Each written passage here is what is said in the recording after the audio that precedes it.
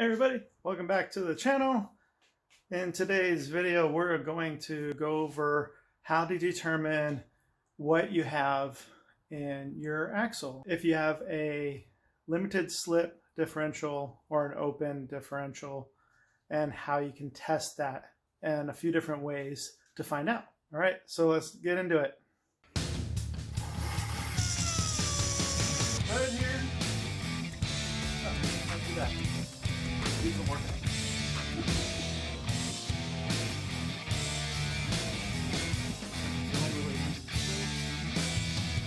You want to go ahead and put the battery.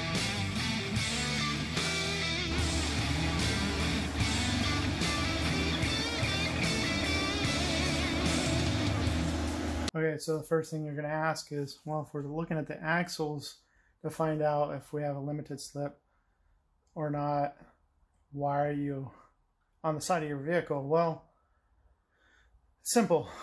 In the Bronco, you could open up your glove box, and in your glove box you'll have your VIN number. You can look up a VIN decoder and find out if you have anything specific about your axle when you do the VIN decoding. This also can work with newer vehicles as well as older vehicles, including this Bronco.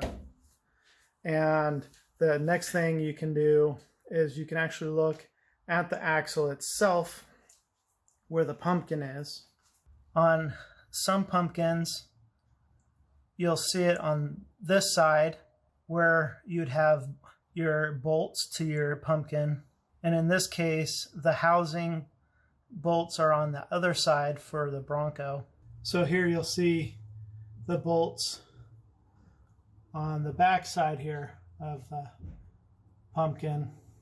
And you'll see a tag, if there is one available, somewhere along here on one of these bolts. On there will determine on what you have in your axle. But unfortunately, especially when it comes to older vehicles, you just don't know how accurate those things are. So you can do the VIN decoding, you can look at an owner's manual, you can look at your axle itself and try to find a little tag, a metal tag on there saying that it has, you know, whatever gears on it, if it's limited slip. But realistically, the best way to do it is to just manually check. And we'll go through that right now. First things first, you're going to want to have yourself something to block or chalk your tire. Next in line, you're going to want to go ahead and unlock your e-brake.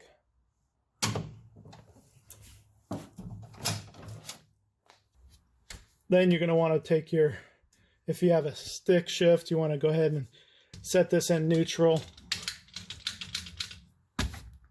Once you have your chalk in place, your e-brake is off, you have your vehicle on neutral, so your vehicle's not rolling, but your rear tires can rotate, which is important for the next step. So at that point, we're going to go ahead and grab ourselves the jack and jack up the rear end.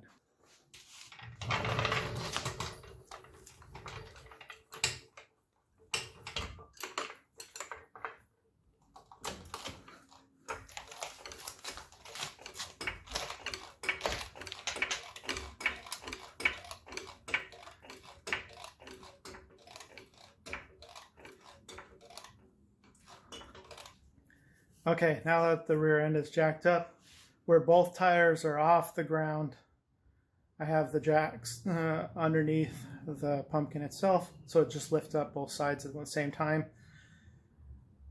Anytime you lift up the vehicle off the ground, it's good to throw jack stands underneath there to make sure you're safe. But in this particular case, I'm not worried about it because I'm not actually crawling up underneath the vehicle.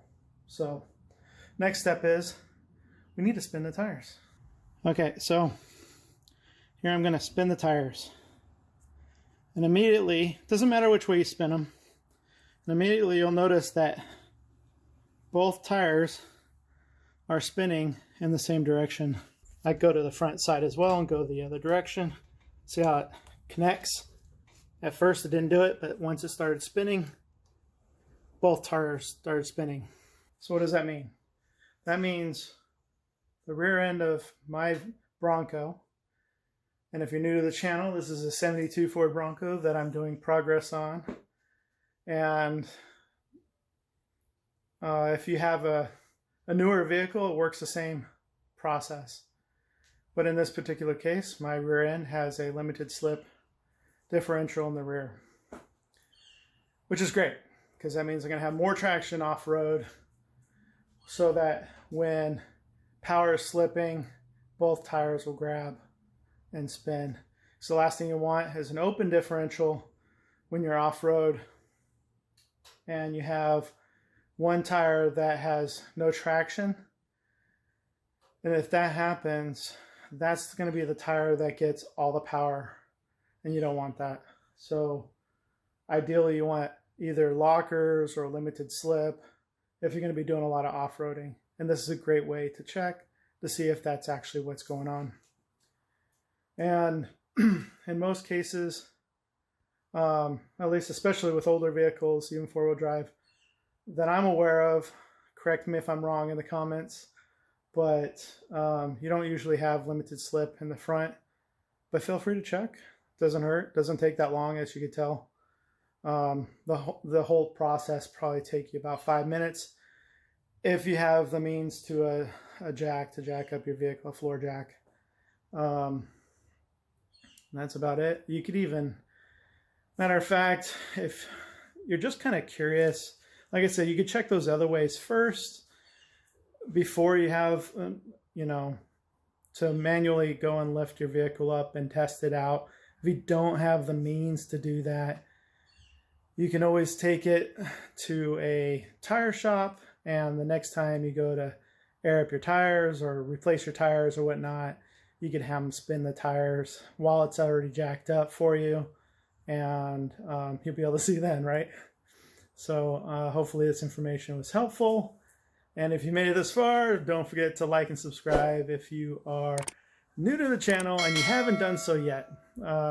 We do get a decent amount of people watching the videos, and I'd love to see a lot more people subscribing and liking the videos to help keep the channel growing and to help other people be able to see these videos. So until next video, until next time, enjoy the weather, enjoy the last of our summer going into fall, and I guess we are technically already into fall, and take care.